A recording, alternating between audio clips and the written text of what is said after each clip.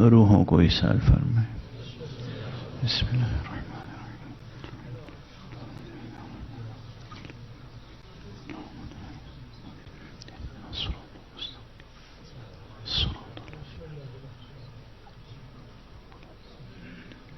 بسم اللہ الرحمن الرحیم۔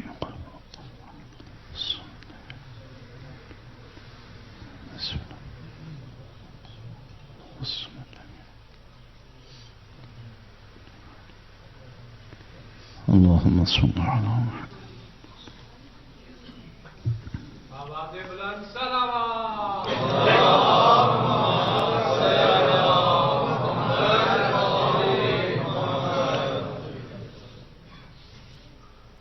التماس ہے کہ آپ حضرات اپنی دعاؤں میں جناب غالب سعید صاحب کو یاد رکھیے گا، وہ مریض ہیں، پروردگار انہیں صحت کاملہ عطا فرمائے، اور جتنے بھی مومنین و مومنات کسی بھی مرض میں مبتلا ہیں، پروردگار ان سب کو صحت کاملہ عطا فرمائے۔ اعوذ باللہ من الشیطان الرجیم، بسم اللہ الرحمن الرحیم، الحمد للہ رب العالمین، والصلاة والسلام على أشرف الخلائق أجمعين، سيدنا وسيد الأولين والآخرين، حبيبنا وحبيب إله العالمين، إمام المرسلين وخاتم النبيين، أبي القاسم المصطفى محمد،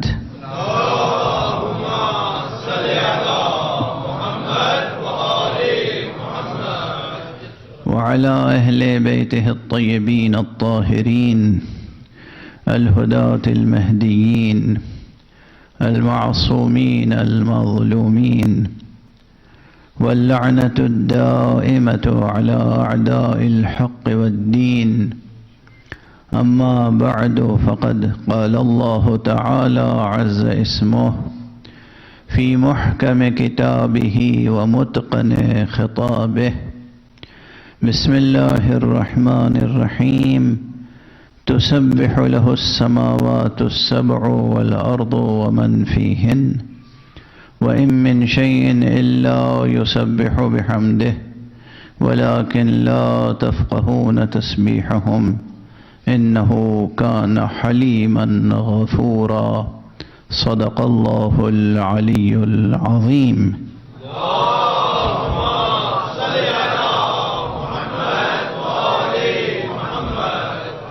ایک اور بلندر صلوات پڑھیں۔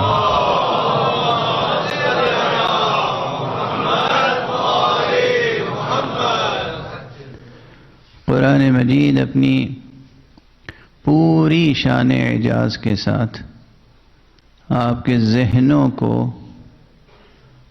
مخاطب کر رہا ہے اور ایک عظیم موضوع کی طرف متوجہ کر رہا ہے۔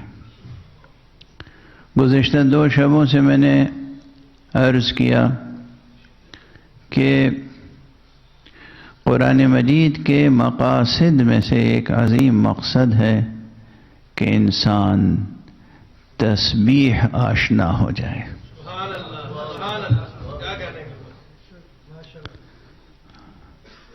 تسبیح باری، تسبیح خالق، توحید حق صمدی سے آشنا ہوں اور اس کی تسبیح کے آداب سے آشنا ہوں، تسبیح کی حقیقت سے آشنا ہوں۔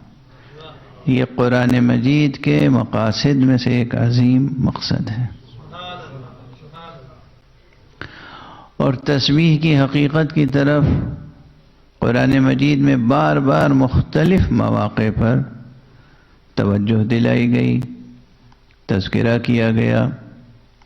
7 سورے قرآن مجید میں ایسے ہیں کہ جو تسبیح کے ذکر سے شروع ہوتے ہیں، جنہیں مسبحات کہتے ہیں، اور برسبیل تذکرہ اہل توفیق اور اہل طاعت کے لیے ذکر کرتا ہوا آگے بڑھوں جن لوگوں کو شوق ہو، جن لوگوں کو ذوق ہو، جن لوگوں کو یہ حوصلہ ہو کہ وہ اللہ کی معرفت اور محبت کی راہ میں آگے بڑھنا چاہتے ہوں، تو ان کے لیے یہ ایک دستور العمل ہے کہ روزانہ شب میں سونے سے پہلے وہ یہ سورہ مسبحات کی تلاوت کر لیا کریں۔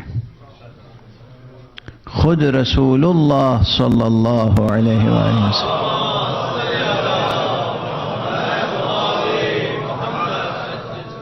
کی سیرت طیبہ میں یہ ذکر ہے، آپ کے آداب بندگی میں یہ ذکر ہے کہ آپ روزانہ سونے سے قبل سورہ مسبحات کی تلاوت کیا کرتے تھے۔ اب اس میں اختلاف ہے کہ مسبحات السبع یعنی 7 سورے یا 6 یا 5، لیکن بہرحال کم سے کم 5 سورے تو پڑھنے ہی چاہیے، اور اگر 6 پڑھیں تو بہتر ہے، اور اگر اس ترتیب سے پڑھیں کہ ہفتے کے 6 دن ہر روز سونے سے پہلے 6 سورے پڑھیں، اور 7ویں دن ہر پنجشنبے کو، ہر جمعرات کو 7 سورے پڑھیں۔ اگر اس دستور العمل پر کوئی کاربند ہو جائے تو اس دنیا سے اٹھے گا نہیں جب تک کہ حضرت امام زمانہ کوئی زیارت نہ کر لے۔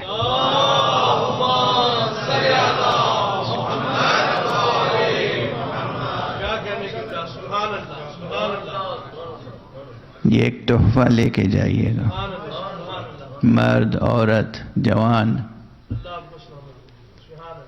اور یہ جملہ میں نے اپنے دوستوں سے آج دن میں بھی کہا تھا، اس وقت ممبر سے بھی کہہ دوں کہ بڑھاپے میں اللہ کی محبت و معرفت کی راہ میں قدم رکھنے کی کوشش کرنا تو اتنی بڑی بات نہیں ہے۔ بات یہ ہے کہ جوانی میں اللہ کی محبت اور معرفت کی راہ میں قدم اٹھائے جائیں۔ جو نوجوان ہیں، آج میں ایک ادارہ دیکھنے گیا آپ کے شہر مانچسٹر میں، ماشاءاللہ محبان المہدی، پروردگار ان جوانوں کی توفیقات میں اضافہ فرمائے۔ اور آپ تمام حضرات سے میری گزارش ہے کہ ان بچوں کی حوصلہ افزائی کریں، ان جوانوں کی حوصلہ افزائی کریں، تاکہ یہ ایک آنے والی نسلوں کے لیے ایک بہترین ادارہ بنا سکیں۔ ان سے بھی میں نے بچوں سے کہا کہ دیکھو یہ جو جوانی ہے تمہاری، یہ جوانی نظر مولا ہو جائے۔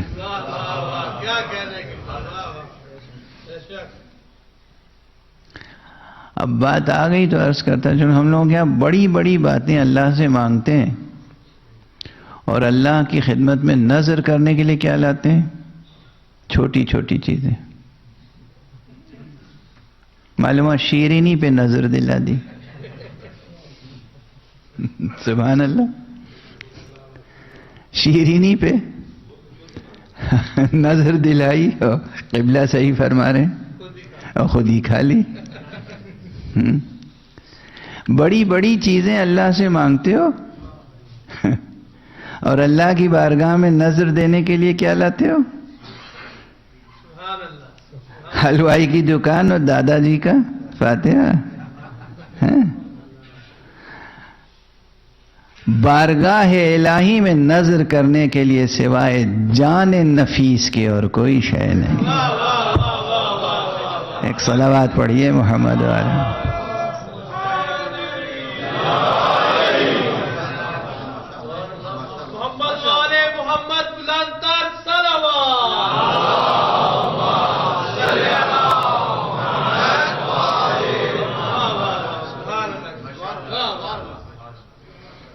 بات یہی ہے کہ بیدار تو ہوں، اویئرنس تو ہو۔ یہ کون سی تہذیب ہے جس سے وابستہ ہو گئے؟ رخ بدل گیا بس اب۔ کون سی تہذیب سے وابستہ ہے؟ تہذیب آل محمد کہنے کی بات ہے، تہذیب مودت، تہذیب ولا کبھی غور کیا ہے کہ شاید بر صغیر میں رہتے ہوئے ہم لوگوں نے نعوذ باللہ 100,000 بار نعوذ باللہ، لیکن حقیقت تلخ ہوتی ہے. ظاہر مستثنی افراد اپنی جگہ ہیں، ایکسیپشنز ہمیشہ ہوتی ہیں ہر جگہ، لیکن عموماً جو سوچ ہو گئی ہے وہ اللہ کے ساتھ بھی اور محمد اور آل محمد علیہم الصلاۃ والسلام کے ساتھ بھی ایسی بارگین کی سوچ ہو گئی ہے کہ معلوم ہوتا ہے کہ یہ تہذیب تو ہندو بنیوں کی تہذیب ہے. نعوذ باللہ.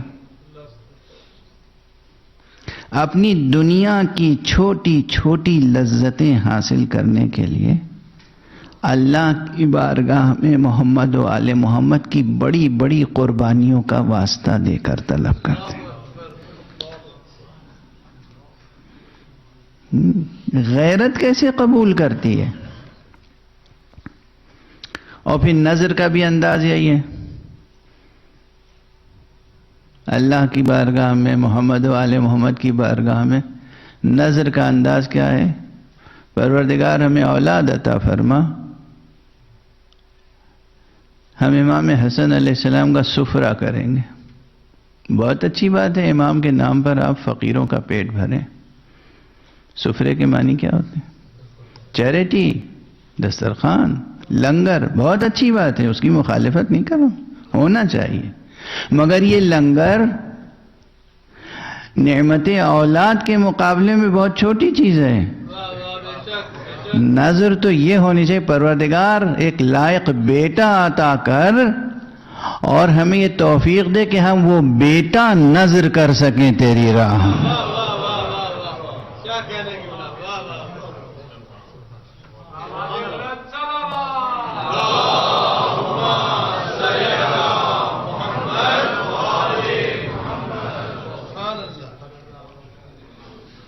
اچھا، یہ بیٹا نظر کر سکے خدا کی راہ میں، اس کے معنی صرف یہی تھوڑی ہے کہ وہ میدان جنگ میں جائے اور قتل ہو جائے. نہیں، اللہ کے دین کی خدمت کرے، خلق خدا کی خدمت کرے، اللہ کے لیے علم حاصل کرے اور اللہ کی خاطر لوگوں میں علم تقسیم کرے.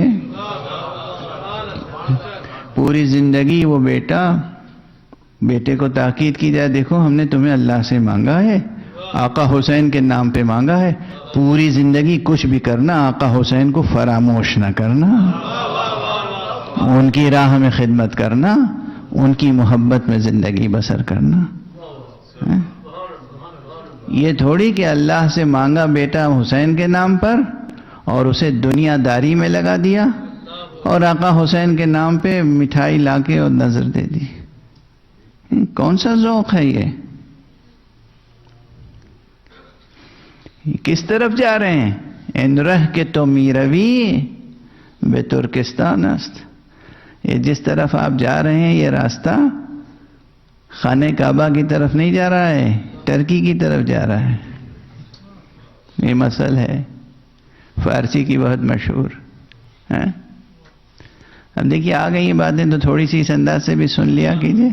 صلوات پڑھیے محمد والے.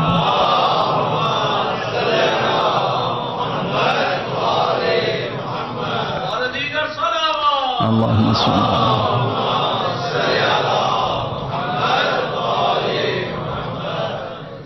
دو باتیں میں اکثر عرض کرتا ہوں اور یہ دو باتیں لوگوں کی سمجھ میں نہیں آتی. کہتے ہیں ترقی. کون سی ترقی چاہتے ہیں مولانا صاحب؟ اگر کسی قوم میں ترقی کا تصور بھی نہ ہو تو اس سے زیادہ زوال و پستی کی نشانی کیا ہوگی؟ جو لفظ ترقی نہ سن سکے. دو جہتوں میں ترقی لازم ہے. پہلی بات یاد رکھیے گا، یہ جملہ میرے اصل موضوع تسبیح سے بھی جڑا ہوا ہے.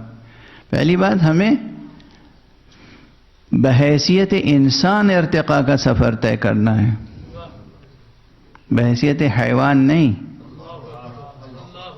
بحیثیت انسان. یہاں بہت سے ڈاکٹر حضرات تشریف فرما ہیں مجمع میں، یہ اس فرق کو سمجھائیں گے آپ کو کہ بحیثیت حیوان اور بحیثیت انسان دونوں میں کیا فرق ہے. ایک چھوٹا سا جملہ کہہ دوں. بحیثیت حیوان کتنی ہی ترقی کریں زمین ہی پر رینگتے رہیں گے. بحیثیت انسان ترقی کریں گے تو زمین پر رہتے ہوئے آسمان پہ حکمرانی کریں گے. ایک صلوات پڑھیے محمد.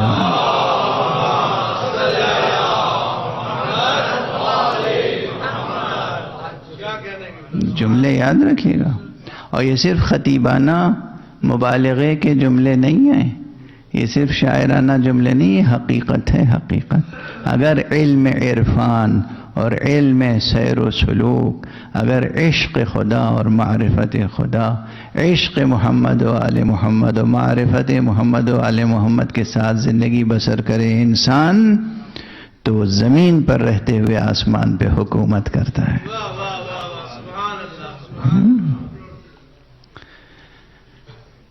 تو ہمیں پہلا ایک خیال یہ رکھنا ہے کہ بحیثیت انسان ارتقاء کا سفر کرنا ہے، اور دوسرا نہ صرف یہ کہ معمولی عام انسان، بلکہ انسان مومن، انسان عارف، انسان عاشق، وہ بھی عاشق حق صمدی، خدا کی محبت، خدا کی محبت.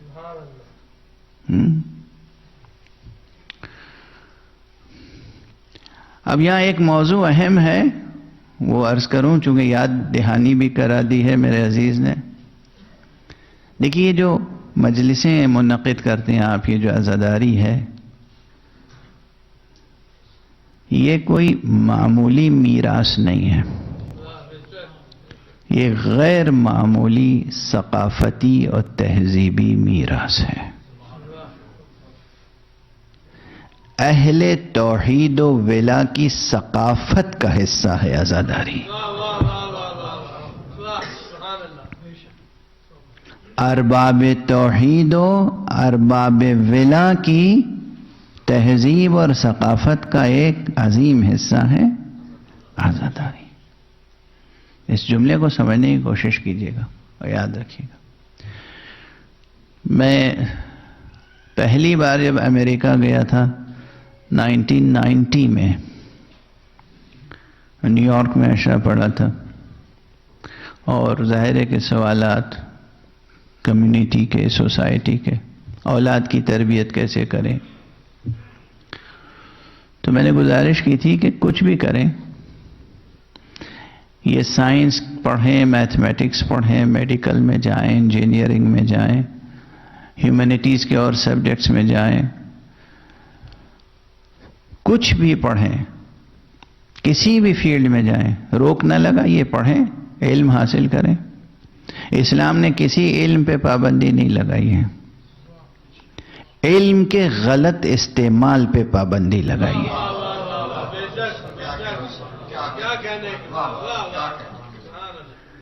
اسلام نے کسی علم پر پابندی نہیں لگائی ہے، علم کے غلط استعمال پر پابندی لگائی ہے.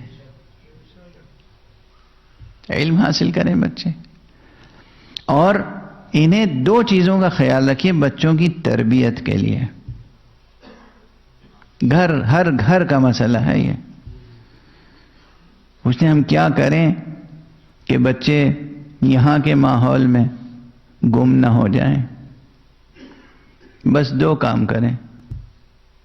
ایک کام یہ کہ آپ بچوں پہ واز نہ کریں، خود اپنے کو اپنے واز کا نمونہ بنا کے پیش کریں.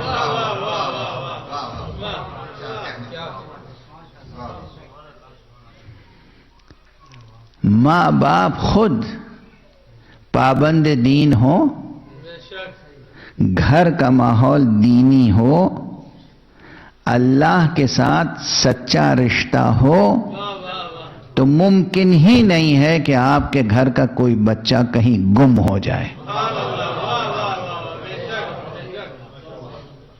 ممکن ہی نہیں، امپاسبل، گارنٹی. یہ ایک بات. دوسری بات، صرف گھر تک محدود نہ رکھیں بچوں کو اور اپنے آپ کو. جہاں بھی ہیں آپ امام بارگاہوں سے جڑے رہیں. مسجدوں میں جانا، امام بارگاہوں میں جانا، مجلسوں میں جانا، عزاداری میں شرکت، اہل بیت کا تذکرہ سننا، خدا رسول کا ذکر سننا، یہ جو وابستگی ہے آپ کی، یہ آپ کی نسلوں کو ہمیشہ صراط مستقیم پر قائم و دائم رکھے گی. تو بس یہ دو نکات ذہن میں رہیں. اور میں نے مثال دی، اس وقت بھی دے دیتا ہوں. امریکہ میں یا یورپ میں، ان ترقی یافتہ ممالک میں جو لوگ بر صغیر سے آئے ہیں، وہ 3 طرح کے لوگ ہیں. ایک وہ جو غیر مسلم ہیں، ایک وہ جو مسلم ہیں لیکن وابستگان اہل بیت میں سے نہیں ہیں، اور پھر تیسرا گروہ وہ ہے جو مسلمان ہیں اور اہل بیت کے چاہنے والے ہیں. اب میں چیلنج کر رہا ہوں، آپ دیکھیے ہندو تہذیب بھی ایک بڑی عظیم الشان تہذیب تھی. وہاں بھی حجاب، پردہ، عفت، عصمت، یہ سب وہاں بھی ہے. میں گواہی دینے کے لیے آپ کے سامنے موجود ہوں. میں جانتا ہوں کہ ہندو کلچر میں، جو صحیح ہندو کلچر ہے، اس میں عورت کے لیے حجاب، شرم، حیا، یہ سب چیزیں انسانی ہے، یہ اخلاق اور آداب. وہ تمام کے تمام لوگ جب یورپ امریکہ آتے ہیں تو یہاں کی، اب لفظ تہذیب کہتے ہوئے اچھا ہی نہیں لگتا، یہاں کی تہذیب کیا ہے؟ لفظ تہذیب کا اس سے زیادہ مس یوز نہیں ہوگا کہ ہم کہیں مغربی تہذیب. تہذیب کیا ہے یہاں؟ بہرحال کلچر کہہ لیجئے، کیونکہ کلچر کا ترجمہ ایک سے زیادہ ہو سکتا ہے. کلچر کا ٹرانسلیشن ایک سے زیادہ ممکن ہے. تو یہاں کے کلچر میں کھو جائیں، گم ہو جائیں، تو آپ دیکھیں کہ وہ جو غیر مسلم ہیں ان کی تعداد زیادہ ہے، کھو جاتے ہیں بہت جلدی. مسلمانوں میں وہ لوگ جو تہذیب آل محمد سے جڑے ہوئے نہیں ہیں، ان میں بھی زیادہ تر کھو جاتے ہیں. لیکن جو تہذیب آل محمد سے جڑے ہوئے ہیں، جو اس عزاداری سے جڑے ہوئے ہیں، جو اس فرش عزا پہ آ کے بیٹھتے ہیں، جو اس فضائے مجلس میں سانس لیتے ہیں، جو یہاں کا تبرک نوش جان کرتے ہیں، ان کے لہو میں یہاں کے خراب کلچر کے جراثیم جا نہیں پاتے.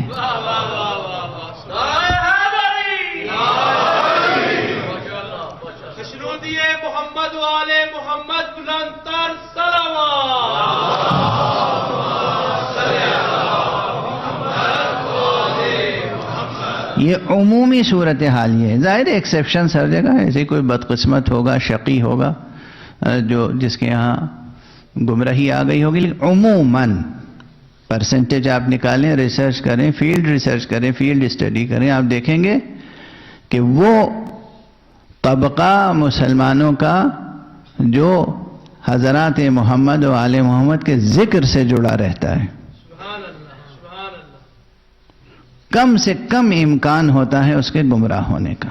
تو بس آج ایک بات میں نے گزارش کی کہ بچوں کی تربیت کے لیے، آئندہ نسلوں کی حفاظت کے لیے یہ ضرور کریں کہ اپنے آپ کو دین کا پابند بنائیں، اپنے گھر کا ماحول صحیح سچا دینی ماحول رکھیں، اور اپنے بچوں کو ہمیشہ امام برگاہوں سے وابستہ رکھیں، مسجدوں سے وابستہ رکھیں. یہاں لے کے آئیں گے، آپ اس در سے وابستہ کر دیں گے تو وہ کبھی در بدر بھٹکیں گے نہیں۔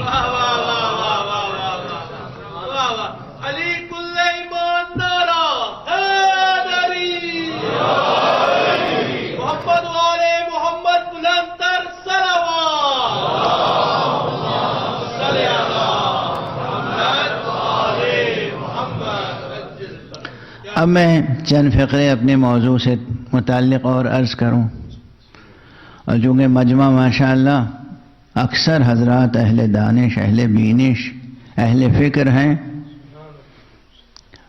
تو موضوع بھی ذرا سنگین ہوگا، اگرچہ پوری تفصیل تو نہیں عرض کر سکوں گا، اشارہ کرتے ہوئے گزر جاؤں گا۔ دیکھیے یہ موضوع تسبیح کا جو ہے، میں نے کل گزارش کی کہ ایک ہے تسبیح لفظی اور ایک ہے تسبیح عملی، ایک ہے لفظی تسبیح، ایک ہے عملی تسبیح۔ اور اصل تسبیح کیا ہے، حقیقت کیا ہے؟ اللہ سبحانہ و تعالی کی پاکی بیان کرنا۔ اس موضوع پر اس کے تمام فکری اور عملی جہات و جوانب کے ساتھ قرآن مجید میں بہت سے مقامات پر روشنی ڈالی گئی ہے، لیکن یہ آیت کریمہ جو میں گزشتہ 2 شبوں سے پڑھ رہا ہوں، یہ آیت غالباً اس موضوع پر سب سے جامع آیت ہے، جامع ترین آیت ہے، اور یہ بھی ہے اس سورے میں کہ جو سورہ بھی مسبحات میں سے ہے، اور مسبحات میں کا پہلا سورہ ہے، یعنی سورہ مبارکہ اسراء، سورہ مبارکہ بنی اسرائیل، وہ سورہ جو شروع ہوا ہے معراج پیغمبر کے بیان سے۔ یہ ممکن ہی نہیں ہے کہ بی بی فاطمہ زہرا کی یاد میں کوئی مجلس منعقد ہو اور اس میں نبی کی معراج کا تذکرہ نہ ہو، کیونکہ خود بی بی کا وجود مبارک و مقدس اللہ کی طرف سے ایک ہدیہ معراج تھا۔ بی بی کا وجود ایک ہدیہ معراج تھا۔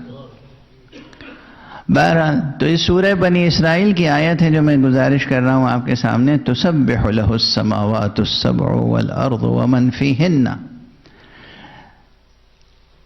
ساتوں آسمان اور یہ زمین اور جو کچھ اور جتنے بھی ان آسمانوں اور اس زمین پر صاحبان عقل ہیں، وہ سب اللہ کی تسبیح کرتے ہیں۔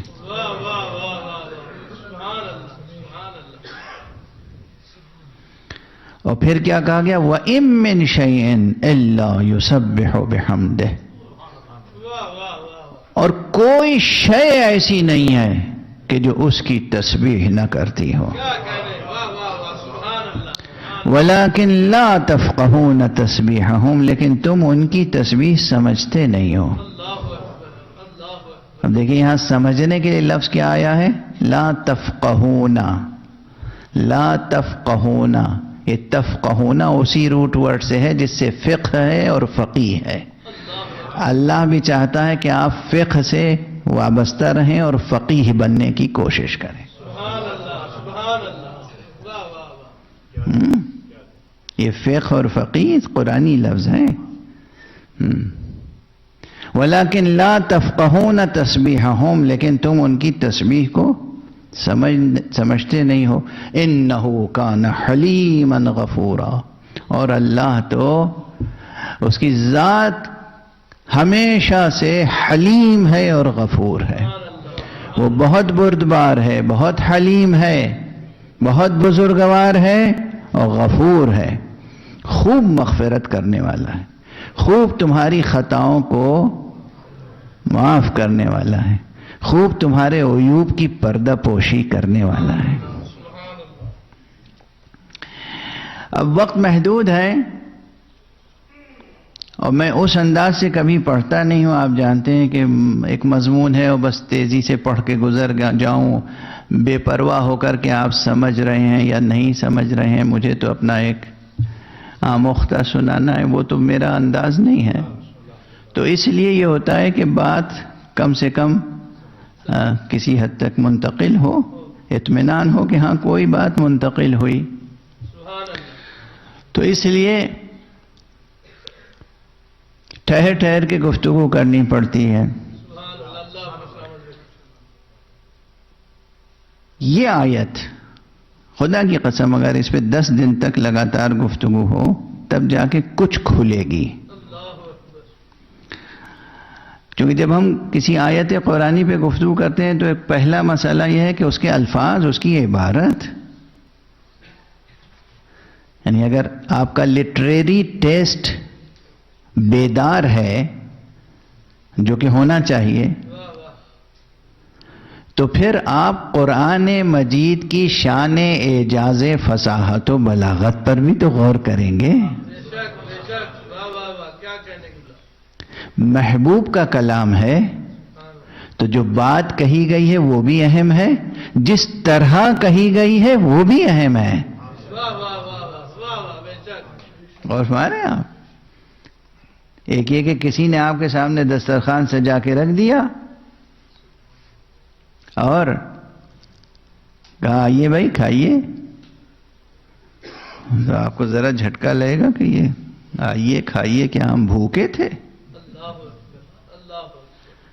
کہ ہم بس کھانے کے لیے آئے تھے؟ اور کسی نے کھانے کے جو سامان سامنے رکھے اور اس کے بعد کہا کہ بھائی کچھ ذوق فرمائیے، کچھ تناول فرمائیے. اب یہ کچھ ذوق فرمائیے، کچھ تناول فرمائیے، اس میں کھائیے، اس میں کتنا فرق ہے؟ جو یہ سمجھے کہ ایک ہی بات ہے اس کے فہم و فراست پہ زبان و ادب کا سلام. اور کیا کہیں گے؟ اب سمجھ لیجئے کہ سلام کے بھی کتنے معنی ہوتے ہیں. ایک صلوات پڑھ دیجئے محمد.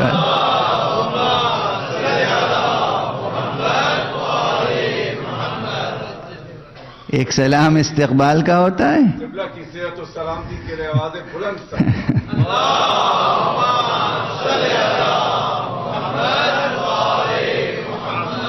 ایک سلام استقبال کے لیے ہوتا ہے، ایک سلام دعائیہ ہوتا ہے، ایک سلام وداعیہ ہوتا ہے. تو بہرحال کیا بات کہی گئی اور کس انداز سے کہی گئی. کچھ معنویت لفظوں میں ہوتی ہے، کچھ معنویت الفاظ کی ترکیب میں ہوتی ہے، اور کچھ معنویت ان الفاظ و تراکیب کے لہجے میں ہوتی ہے. اور جو خالق متعال ہے اسی لیے جب کسی سے گفتگو کرتا ہے جبرائیل کے واسطے کے بغیر تو پھر ہر لہجے کو اختیار نہیں کرتا، کسی علی کے لہجے کو اختیار کرتا.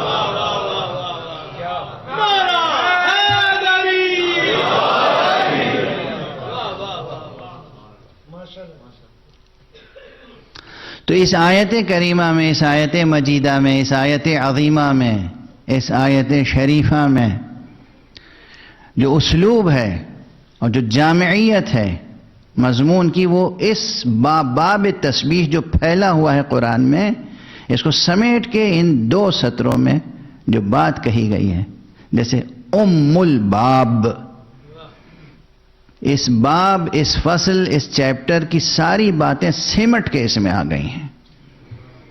اسے کھول کے بیان کریں تو پورا قرآن وجود میں آ جائے، اور قرآن کو سمیٹیں تو اس آیت میں بات کہی گئی تسبح له السماوات السبع والارض ومن فیہن. تسبیح کرتے ہیں تمام آسمانوں، 7 آسمانوں اور زمین پر رہنے والے تمام صاحبان عقل. اس آسمانوں میں رہنے والے اور زمین میں رہنے والے تمام صاحبان. یہ میں صاحبان عقل کیوں کہہ رہا ہوں؟ کیونکہ لفظ من آیا ہے یہاں پر. عربی میں من اور ماں کا فرق ہے. من جب آتا ہے تو ذوی العقول مراد ہوتے ہیں، اور ماں جب آتا ہے کلمہ تو غیر ذوی العقول مراد ہوتے ہیں. یعنی جن چیزوں میں عقل نہیں ہے، روح نہیں ہے، وہ مراد لیے جائیں گے تو ماں کہا جائے گا. جیسے دوسرے سوروں میں ہے سبح للہ ما فی السماوات وما فی الارض، جتنی چیزیں آسمانوں میں ہیں اور جتنی چیزیں زمینوں میں ہیں سب اللہ کی تسبیح کرتی ہیں. تو وہاں ماں لفظ آیا. یہاں کیا آیا؟ تسبح لہ السماوات السبع والارض ومن فیہن. یہ ساتوں آسمان تسبیح کرتے ہیں، یہ زمین تسبیح کرتی ہے، اور جو ذوی العقول، جو روح رکھنے والے، جو جاندار، جو عقل رکھنے والے، وہ سب تسبیح کرتے ہیں. تو پہلے عقل رکھنے والوں کی تسبیح کا ذکر ہوا، اور پھر یہ خیال پیدا نہ ہو کہ صرف عقل رکھنے والے تسبیح کرتے ہیں، صرف روح رکھنے والے تسبیح کرتے ہیں. تو پھر آگے کا وَإِن مِّن شَيْءٍ إِلَّا يُسَبِّحُ بِحَمْدِهِ، اور کوئی شے ایسی نہیں ہے جو اس کی تسبیح نہ کرتی ہو.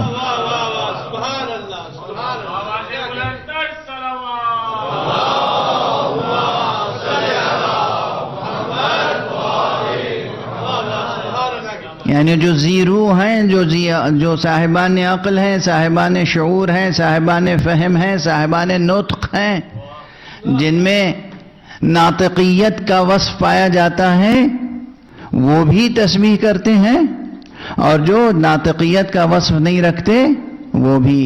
اب وَإِن مِّن شَيْءٍ، اور کوئی شے نہیں ہے ایسی جو اس کی تسبیح نہ کرتی ہو اس کی تحمید کے ساتھ. وَلَٰكِن لَا تَفْقَهُونَ تَسْبِيحَهُمْ، لیکن یہ جو چیزیں تسبیح کرتی ہیں ان کی تسبیح کو تم سمجھتے نہیں ہو.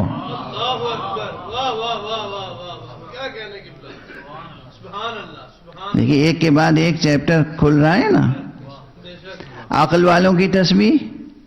اب اگر یہ بحث ہو کہ تسبیح میں پہلے ذکر ہوا تو تسبح لہ السماوات السبع، ساتوں آسمان اس کی تسبیح کرتے ہیں. آسمان کیسے تسبیح کرتے ہیں؟ والارض، اور زمین تسبیح کرتی ہے. زمین کیسے تسبیح کرتی ہے؟ ومن فیہن، اور جتنے جاندار صاحبان عقل اس میں ہیں آسمانوں اور زمینوں میں، یہ سب تسبیح کرتے ہیں. بھئی یہ کیسے تسبیح کرتے ہیں؟ اور ان جانداروں میں کتنے اصناف اور انواع ہیں. ملائکہ کیسے تسبیح کرتے ہیں، جن کیسے تسبیح کرتے ہیں، انس کیسے تسبیح کرتے ہیں. اور اس کے بعد وَإِن مِّن شَيْءٍ إِلَّا يُسَبِّحُ بِحَمْدِهِ، اور کوئی شے ایسی نہیں ہے جو اس کی تسبیح نہ کرتی ہو. یعنی ریگ صحرا بھی تسبیح کر رہی ہے، ریت کے دانے بھی تسبیح کر رہے ہیں، سمندر کے قطرے بھی تسبیح کر رہے ہیں. ہر لمحہ امکان تسبیح باری تعالی میں، تسبیح حضرت واجب میں مشغول ہے. یہ کس طرح تسبیح کر رہے ہیں؟ وَلَٰكِن لَا تَفْقَهُونَ تَسْبِيحَهُمْ، لیکن تم ان کی تسبیح سمجھتے نہیں ہو. اچھا سمجھتے نہیں ہو، اس کے فوراً بعد ذکر کیا آیا؟ جب انسان سمجھتا نہیں ہے تو اس سے خطائیں ہوتی ہیں. جب انسان سمجھتا نہیں ہے تو اس سے لغزشیں ہوتی ہیں. جب انسان سمجھتا نہیں ہے تو اس سے تقصیریں ہوتی ہیں. کہیں قاصر ہو جاتا ہے، کہیں مقصر ہو جاتا ہے. تو یہ تمام کیفیتیں ہوتی ہیں کہ انسان علم نہیں رکھتا، شعور نہیں رکھتا. جب علم و شعور نہیں رکھتا تو کہیں قاصر ہے، کہیں مقصر ہے. اور اللہ ان سب کے مقابلے میں پھر کہہ رہا انہو کان حلیما غفورا، مگر وہ ذات ایسی ہے جو بردبار ہے اور خطاؤں پہ پردہ ڈالنے والی ہے.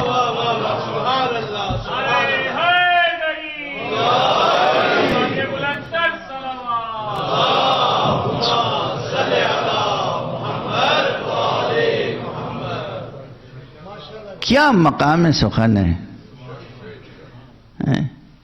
اچھا اب یہ حقیقت تسبیح کیا ہے؟ چاہے وہ آسمان تسبیح کر رہا ہو، چاہے زمین تسبیح کر رہی ہو، چاہے عقل والے تسبیح کر رہے ہوں، چاہے غیر ذوی العقول، چاہے پتھر کی تسبیح ہو، چاہے پانی کی تسبیح ہو، چاہے درخت کی تسبیح ہو، چاہے شمس و قمر کی تسبیح ہو، چاہے نجوم کی تسبیح ہو، یا ستاروں سیاروں کی تسبیح، یا ریت کے ذروں کی تسبیح، یہ سب تسبیح میں ایک چیز مشترک ہے.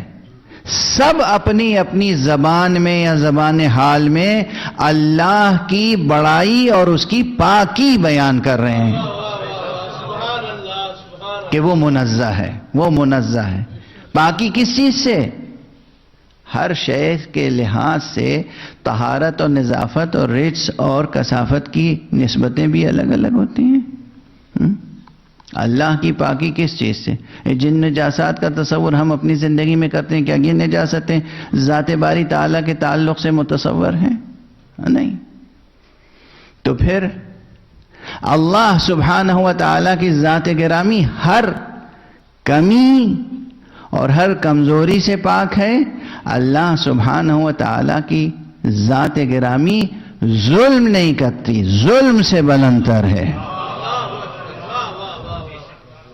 وہ عادل ہے، ظالم نہیں ہے، مہربان ہے، لیکن اس کی مہربانی اس کو عدل کرنے سے نہیں روکتی۔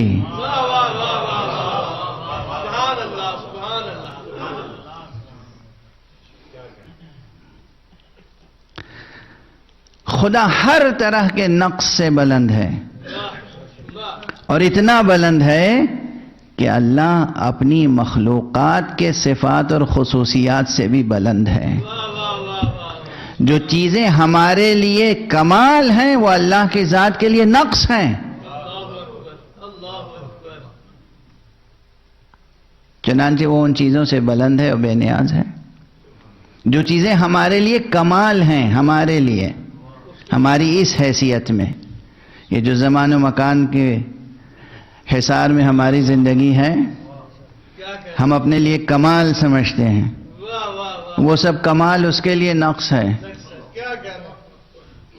تو وہ اس سے پاک ہے، اور اس کی پاکی، اس کی بلندی، اس کی تنزیہ، اس کی تسبیح بیان ہو رہی ہے کائنات کے ذرے ذرے کی زبان سے۔ یہ کیسے؟ بس آپ جس ذوق سے سن رہے ہیں تو تھوڑا سا تو بیان کر ہی دوں، یہ کیسے؟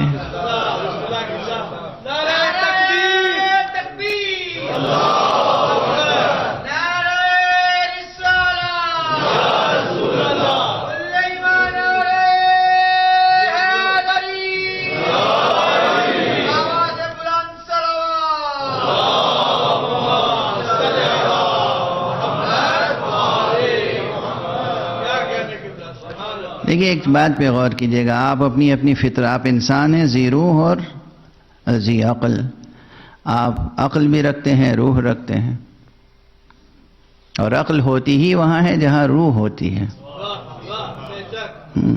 کیونکہ عقل جو ہے وہ روح انسانی کا ایک بعد ہے، ایک ڈائمنشن ہے، اسی کا ایک کمال ہے۔ روح انسانی کا ایک کمال ہے جسے کہتے ہیں عقل۔ تو جہاں عقل نہیں ہے، وہاں جہاں روح نہیں ہے وہاں عقل بھی نہیں ہے۔ آپ جو عقل رکھتے ہیں اور روح رکھتے ہیں، آپ اپنی فطرت کا جائزہ لیں تو آپ اپنی فطرت میں دیکھیں گے کہ کثافتوں سے آپ کو نفرت ہے، نظافت و طہارت سے آپ کو محبت ہے۔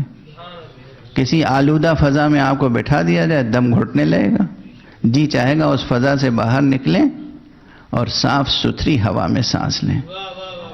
یہ صاف ستھری ہوا میں سانس لینے کا فطری جذبہ کہاں سے آیا؟ اب جو لوگ سگریٹ پیتے ہیں برا نہ مان جائیں،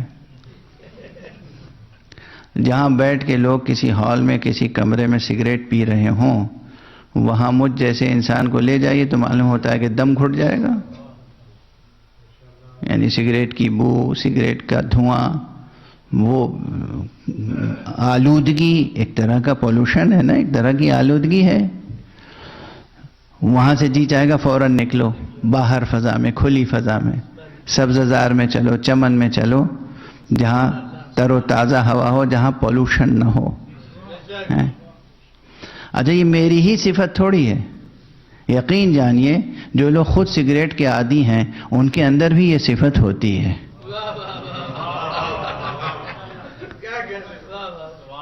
یہ ایک مثال ہے، اس مثال کو سامنے رکھ کے اور بہت سی مثالیں آپ دے سکتے ہیں کہ جہاں بھی انسان کو آلودگی، پولوشن، کثافت، گندگی نظر آتی ہے، انسان وہاں سے نکلتا ہے اور صاف ستھری نظیف لطیف طاہر فضا میں جاتا ہے.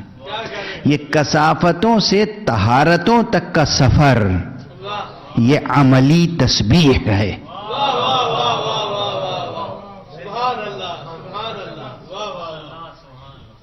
اچھا یہ بات اگر سمجھ میں آ رہی ہے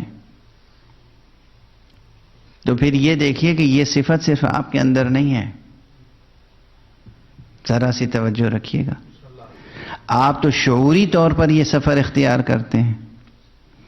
اس کائنات موجود میں ہر شے میں یہ صفت ہے کہ وہ کثافت کو لطافت میں بدلتی ہے. کاش یہ بات پوری طرح منتقل ہو جائے. یہ زمین انسان اس کے اوپر کتنی کثافتیں ڈالتا ہے، لیکن یہ زمین اور کثافت کو چھوڑ دیا جائے تو کچھ دنوں کے بعد کثافت نظر نہیں آتی.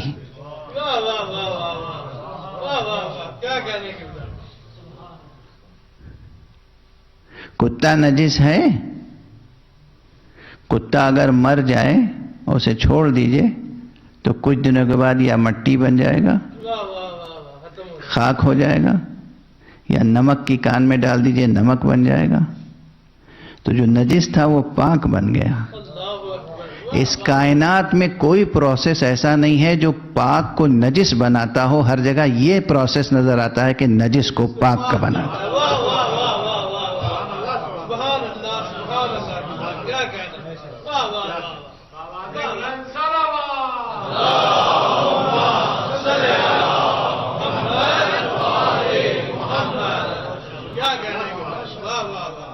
اس پوری کائنات زمین تا آسمان کچھ چیزیں ہیں ایسی جن کی بنا پہ نجاستیں وجود میں آ جاتی ہیں. کچھ دنوں کے بعد فطرت کے حوالے کر دیجئے تو نجاستیں مٹ جاتی ہیں، طہارت ہی طہارت باقی رہتی ہے. اس کائنات میں، اس پوری کائنات میں نجاست مٹتی رہتی ہے، طہارت وجود میں آتی رہتی ہے. اس پوری کائنات میں نجاست مٹ جاتی ہے، طہارت غالب آ کے رہتی ہے. اور اسی لیے ہم مطمئن ہیں کہ شجرہ ملعونہ خبیثہ کثیفہ نجسہ جتنی بھی ترقی بظاہر اس دنیا میں کرے اور مضبوط ہو جائے اس کا تنا یا اس کی جڑیں یا اس کی شاخیں، لیکن بہرحال شجرہ طیبہ غالب آ کے رہے گا.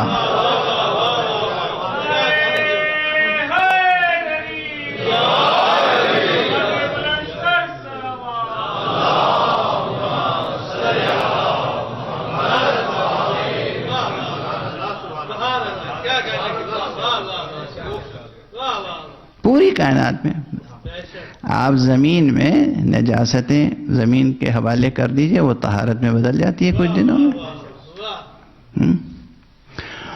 صرف نجاست و طہارت تک بات نہیں ہے. اب ذرا سا اور لطیف ہو جائیے. ایک چیز تو آپ کو نظر آتی ہے کہ بھئی یہ نجس ہے، کثیف ہے، بالکل گندی چیز.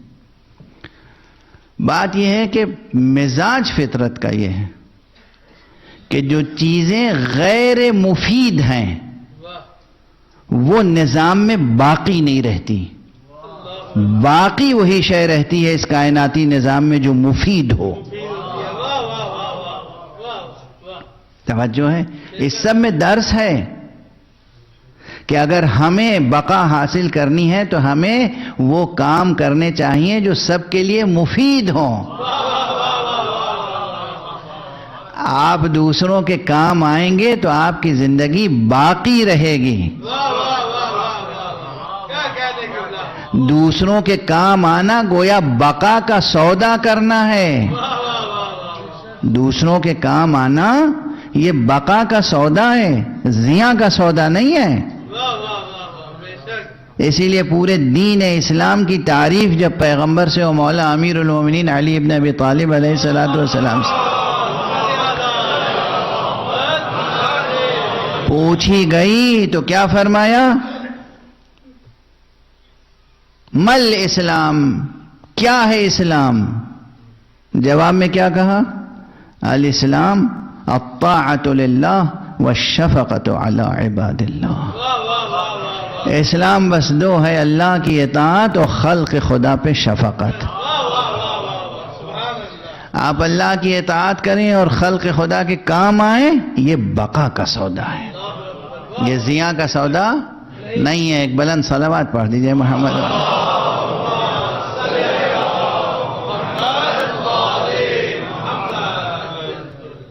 بس میں دو ایک باتیں اور عرض کروں گا اور آج دامن بیان کو سمیٹ دوں گا۔ تو بہرحال یہ یاد رہے کہ طہارت اور نجاست سے وہ اوپر اٹھ کر پھر یہ بات کہاں جاتی ہے؟ مفید و غیر مفید تک۔ جو چیز غیر مفید ہے، جو چیز فائدہ مند نہیں ہے، کام آنے والی نہیں ہے، وہ مٹ جاتی ہے، نظام کائنات میں باقی نہیں رہتی۔ نظام کائنات میں باقی ہی وہ چیز رہتی ہے جو کام آنے والی ہے۔ کسی بھی چیز کی اسٹڈی کر لیجیے، ٹھوس یعنی یہ جو سائنسی حقائق ہیں ان سے لے کر اور اعتباریات تک، حقائق سے اعتباریات تک، اس کائنات کا نظام اس نے بنا۔ یہ کون سا نظام ہے کہ غیر مفید مٹ رہا ہے، مفید باقی ہے؟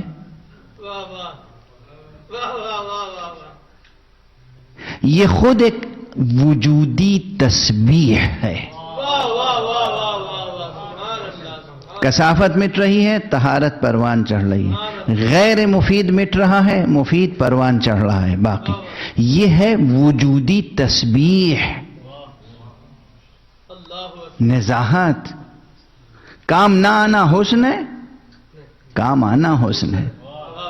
کام نہ آنا کوئی کمال ہے، کام نہ آنا عیب ہے، کام آنا کمال ہے۔ تو جو چیز کام نہیں آنے والی ہے مٹ جاتی ہے، جو چیز کام آنے والی ہے وہ باقی رہتی ہے۔ آسمانوں سے لے کے زمینوں تک، زمین کی گہرائیوں تک آپ دیکھیں گے یہی صورتحال ہے۔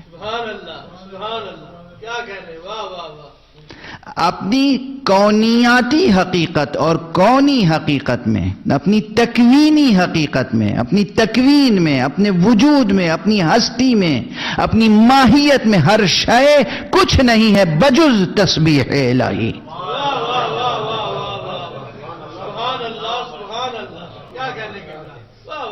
ہم سے آپ سے بس مطالبہ یہ ہے کہ ویسے تو ہر شے اس کی حقیقت ہی کچھ نہیں ہے بجز تسبیح الہی۔ تمہیں ہم نے روح دی ہے، عقل دی ہے، اختیار دیا ہے، تو اب تم اپنے حسن اختیار سے تسبیح کر کے دکھاؤ۔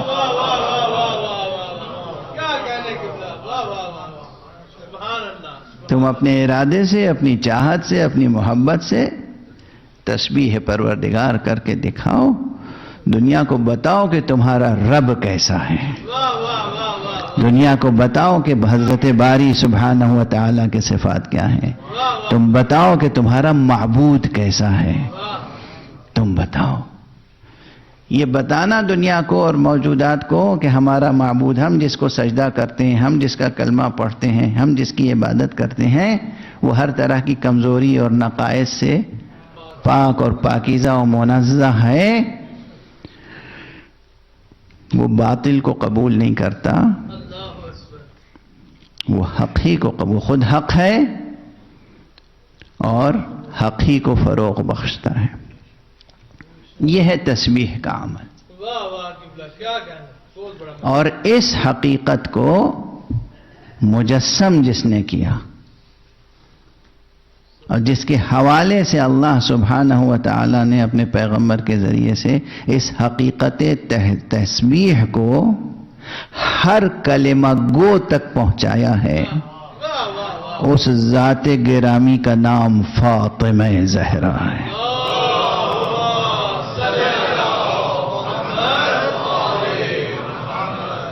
عظمت جناب سیدہ طیبہ طاہرہ بلند تر صلوات۔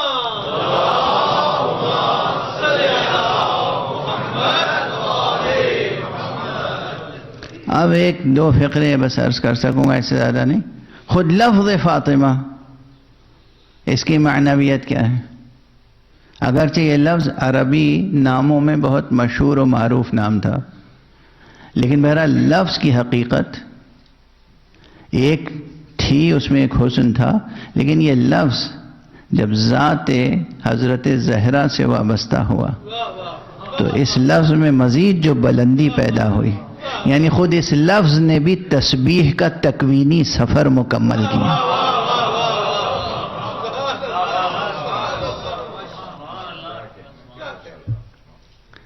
اب 2-3 فقرے عرض کر دوں۔ ایک تو یہ کہ یہ لفظ فاطمہ یہ معمولی گھرانوں میں اور جسے کہتے ہیں پست خاندانوں میں یہ نام رکھا نہیں جاتا تھا، لیکن جب گفتگو ہوتی ہے تو کس کس رخ سے ہوتی ہے؟ اگر آپ انسانیاتی مطالعہ کریں اور خاندانوں کی اور انسانی نسلوں کی تہذیبوں کی شناخت پیدا کریں تو معلوم ہوگا کہ ہوتا تو ہے امتیاز، خاندانوں کے آداب الگ ہوتے ہیں، رسوم الگ ہوتے ہیں۔ جو پست گھرانے تھے عرب میں، ان گھرانوں میں فاطمہ نام نہیں رکھا جاتا تھا۔ فاطمہ عموماً ان گھرانوں میں نام رکھا جاتا تھا جو بلند گھرانے تھے تہذیب و ثقافت کے اعتبار سے۔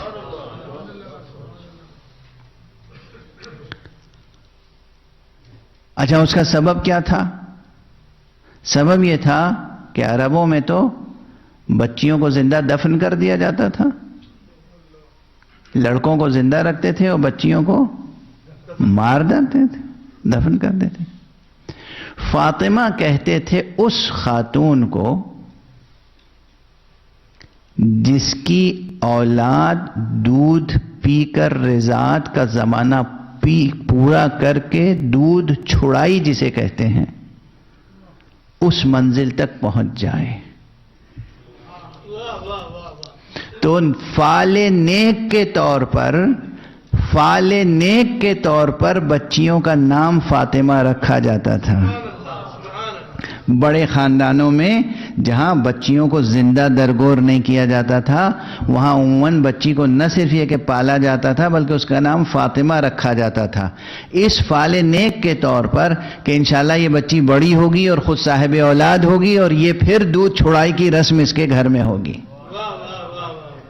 تو لفظ فاطمہ آتا تھا اس لیے کہ جو ماں بچے کی رضاعت کے بعد بچے کا دودھ چھوڑائے، یعنی اس کا بچہ بھی 2 برس کا ہو جائے، پروان چڑھے، اس کو کہتے تھے فاطمہ۔ اب اس میں ایک چیز تھا، دودھ چھڑائی میں دودھ کو چھڑانا یعنی ترک کرنے کا مفہوم تھا۔ واضح ہے؟ دیکھیں لفظوں میں کتنی نزاکتیں ہوتی ہیں تہ بتہ۔ تو ایک معنی یہ آئے کہ فاطمہ، فاطمہ، اس کے معنی ہے کسی شے سے جدا کرنا۔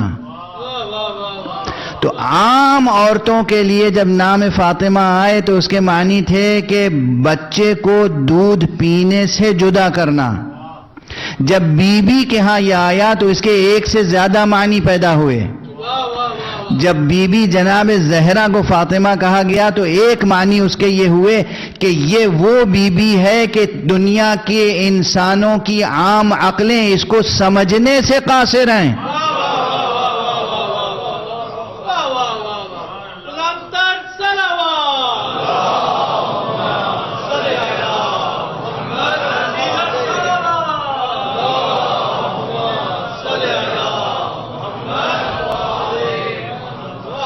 یعنی فطموا عن ادراک حقیقتها، اس ذات گرامی کی حقیقت کے ادراک سے، کن ہے ادراک حقیقت زہرا سے یہ عقلیں جدا کر دی گئیں۔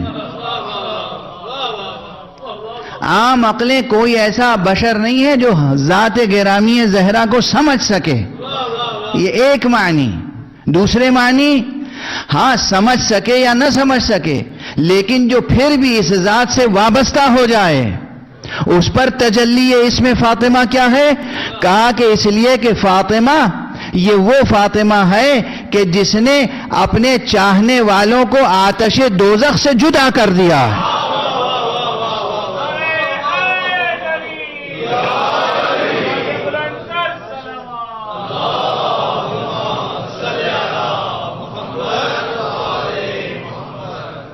نہ صرف یہ کہ اپنے چاہنے والوں کو آتش جہنم سے جدا کر دیا ہے، بلکہ یہ بی بی وہ ہے جو اپنے اعداء کو، جو بی بی زہرا کے دشمن ہیں، ان کے دلوں کو ان کی محبت سے بھی جدا کر دیا ہے۔ ممکن نہیں ہے کہ کوئی عدو زہرا کے دل میں، عدو خدا کے دل میں، عدو دین کے دل میں، دشمن دین کے دل میں زہرا کی محبت بھی پیدا ہو جائے۔ اسی لیے تعجب نہ کیجیے گا، دنیا میں دو قسم کے لوگ ملیں گے، کچھ وہ ہیں کہ جو بی بی زہرا سلام اللہ علیہا کے نام نامی پہ فدا ہونے کے لیے تیار ہیں، اور کچھ وہ ہیں کہ کچھ بھی ہو جائے مگر بی بی کی محبت ان کے دل میں پیدا نہیں ہوتی، بی بی سے انس پیدا نہیں ہوتا، بی بی کے نام نامی سے مانوس نہیں ہوتے۔ کیوں؟ یہ ان کی وجودی شقاوت ہے، گویا یہ شقاوت ہے، یہ شقاوت ہے۔ اچھا خود یہاں دیکھیے، جو عدو ہے، عدو دین، عدو خدا، فاسق، بے دین، اس کے لیے کیا ہوا؟ جدا کر دیا محبت زہرا سے۔ یہ تسبیح، یہ عملاً تسبیح ہے، جدا کر دیا۔ جو کثیف ہے اسے جدا کر دیا، جو رجس ہے، نجس ہے، اسے جدا کر دیا۔ محمد والے محمد بلند تر صلوات۔ کیا کہنے کی؟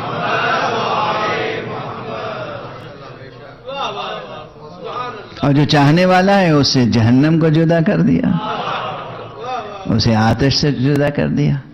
یہ ذات گرامی فاطمہ زہرا سلام اللہ علیہا۔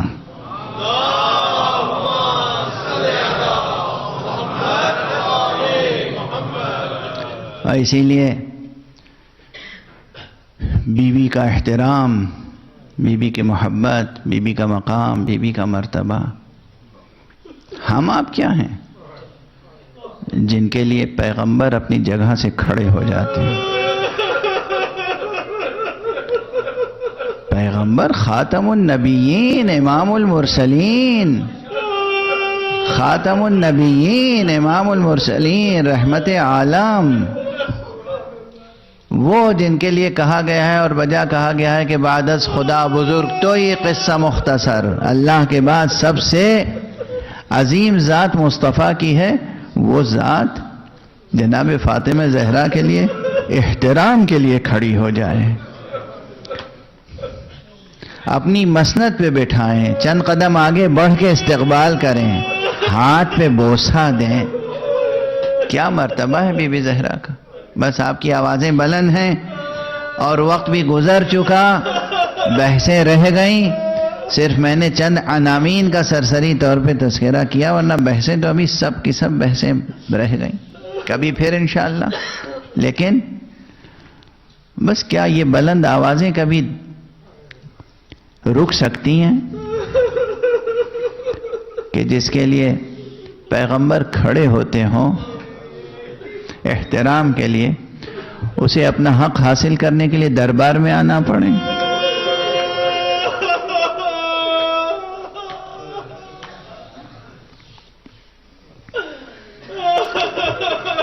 اور وہ بھی دربار میں کس انداز سے آنا پڑا بی بی کو؟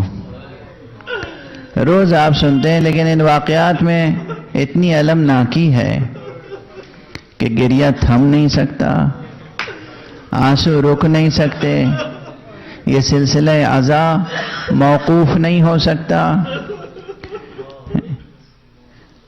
آپ غور فرمائیے، کتابوں میں یہ روایت موجود ہے کہ حضور کے وصال سے پہلے، شہادت پیغمبر، خود پیغمبر کے وصال سے پہلے، بعض کتابوں میں 8 مہینے اور بعض کتابوں میں ہے 6 مہینے اور بعض کتابوں میں ہے 7 مہینے، بہرحال کم سے کم 6 مہینے، کم سے کم 6 مہینے رسول روزانہ صبح کے وقت آتے تھے اور در زہرا کو تھامتے تھے،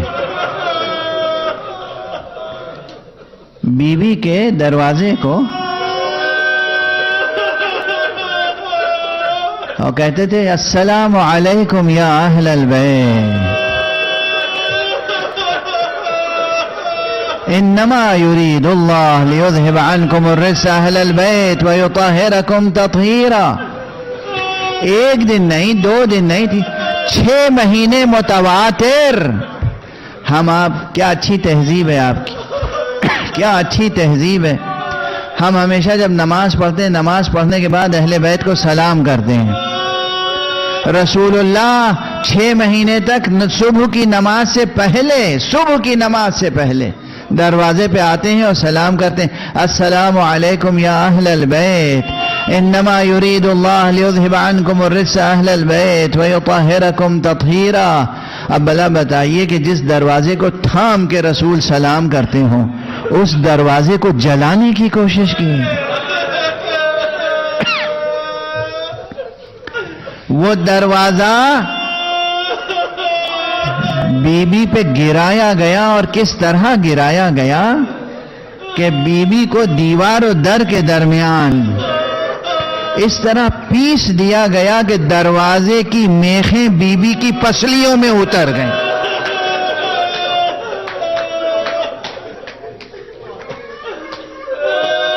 دروازے کی کیل بی بی کی پسلیوں میں اتر گئی، پسلیاں شکستہ ہو گئیں، لہو کا دریا بہہ گیا. بی بی کے شکم میں محسن بچہ شہید ہو گیا. بی بی نے جناب فضہ کو آواز دی، اور اس کے بعد جتنے دن آپ زندہ رہیں اس درد و کرب و الم میں مبتلا رہیں. اور جناب امیر المومنین جس وقت آپ کو غسل دے رہے تھے، علی جیسا شجاع، علی جیسا صابر مجبور تھا کہ بلند آواز سے گریہ کیا. جناب سلمان نے پوچھا، امیر المومنین آپ جیسا شجاع، آپ جیسا صابر اس قدر بلند آواز سے گریہ کر رہا ہے؟ فرمایا تمہیں معلوم نہیں کہ زہرا نے اپنے پہلو کا زخم مجھ سے بھی چھپایا تھا. خدا آپ کو کسی غم میں نہ رلائے. بس 2 فقرے اور عرض کروں، یہ تو مکرر عرض کر دیا میں نے، غالباً کل بھی زبان پہ آ گئے تھے یہ جملے، پرسوں بھی آ گئے تھے. بی بی نے اس دنیا کو وداع کہا. اب پوری ذمہ داری امیر المومنین پر آ گئی. کس کی؟ حسن کی ذمہ داری، حسین کی ذمہ داری، زینب کی ذمہ داری. آقا حسین کا نام آ گیا تو میرے ذہن میں بھی یہ روایت تازہ ہو گئی، آپ کے ذہن میں بھی آ گئی ہوگی. آقا حسین نے یوں تھوڑی جناب زہرا کو وداع کیا تھا.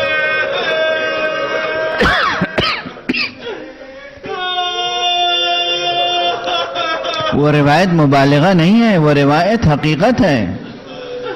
جب جناب امیر المومنین نے غسل دیا، کفن پہنا دیا، اور اس کے بعد بچوں سے کہا کہ بچوں آؤ ماں سے رخصت ہو لو. امام حسن آئے، ماں کو سلام کیا، ایک طرف کھڑے ہو گئے. لیکن جب امام حسین آئے تو کہا مادر گرامی میں اس طرح وداع نہیں کروں گا. روایت میں ہے کہ بند کفن ٹوٹے، بی بی زہرا کے ہاتھ بلند ہوئے، آواز آئی بیٹا حسین آ بیٹا میرے سینے سے لگ. اجرکم علی اللہ. اب میں اکثر کہتا ہوں کہ تمام باتیں روایتوں میں موجود نہیں ہیں، تمام باتیں کتابوں میں موجود نہیں ہیں. کچھ شعراء خطباء اپنے تخیل سے بیان کرتے ہیں. یہ فقرہ تو موجود ہے کہ بی بی زہرا نے حسین کو کیسے وداع کیا. یہ جملہ موجود نہیں ہے کہ زینب کو کیسے وداع کی.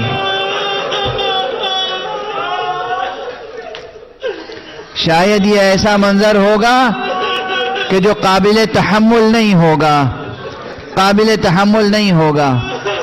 بی بی نے حسین کو رخصت کیا، بی بی نے بچوں کو رخصت کیا. بی بی کو جناب امیر المومنین نے حضور کے سپرد کر دیا. اب طاقت نہیں ہے مجھ میں کہ اور باتیں عرض کروں. ایک جملہ عرض کرنا چاہتا ہوں, بس ایک جملہ. آپ برداشت نہیں کر پائیں گے, بہت سی چیزیں میں خاص طور سے کوشش کرتا ہوں کہ سر بستہ بیان کروں, سر بستہ بیان کروں. میں اپنی زندگی کا ایک واقعہ عرض کر رہا ہوں آپ سے. میرے استاد تھے اور اپنے وقت کے عظیم الشان عارف تھے, حضرت آیت اللہ حسن زادہ آمولی رحمت اللہ علیہ, رضوان اللہ تعالی علیہ. ایک مرتبہ قم میں یہ بالکل ماہ ذی الحجہ 1998 کا واقعہ ہے. میں ان کی خدمت میں گیا رخصت ہونے کے لیے کہ ذی الحجہ کی آخری تاریخیں ہیں. اب آقا میں 2 مہینوں کے لیے جا رہا ہوں محرم سفر میں, اس کے بعد حاضر ہوں گا. انہوں نے کہا بیٹھو, کیا پڑھو گے؟ میں نے کہا کہ آپ جو فرمائیں. انہوں نے بہت سی روایتیں سنائیں, فضائل کی, مناقب کی, بہت سے نکات تعلیم فرمائے اور کچھ روایتیں مصائب کی بیان کی. بس اب آپ ماتم کے لیے تیار ہو جائیے. کہنے لگے کہ ایک روایت میری نظر سے گزری ہے کہ جب بی بی دفن کر دی گئیں تو کچھ دیر تک گھر میں شور گریہ بلند تھا, سب رو رہے تھے. آقا حسن رو رہے تھے, امام حسین رو رہے تھے, سب رو رہے تھے. زینب رو رہی تھی, ام کلثوم رو رہی تھیں, مگر کچھ دیر کے بعد سب خاموش ہو گئے. عجیب روایت ہے. حسین بھی خاموش ہو گئے. برداشت کر سکیں گے آپ؟ مگر آقا حسن خاموش نہیں ہو رہے تھے, مسلسل گریہ فرما رہے تھے.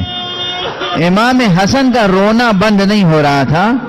حسین آگے بڑھے اور بھائی کا دامن تھاما, کہا بھیا میں چھوٹا ہوں, آپ مجھ سے بڑے ہیں. دیکھیے میں چپ ہو گیا, آپ چپ کیوں نہیں ہو رہے ہیں؟ امام حسن نے کہا حسین تم چونکہ چھوٹے ہو نا, تمہیں گھر میں چھوڑ کے گئی تھی, ارے مجھے ساتھ لے کے گئی تھی. میں نے اپنی آنکھوں سے جو مصائب دیکھے ہیں,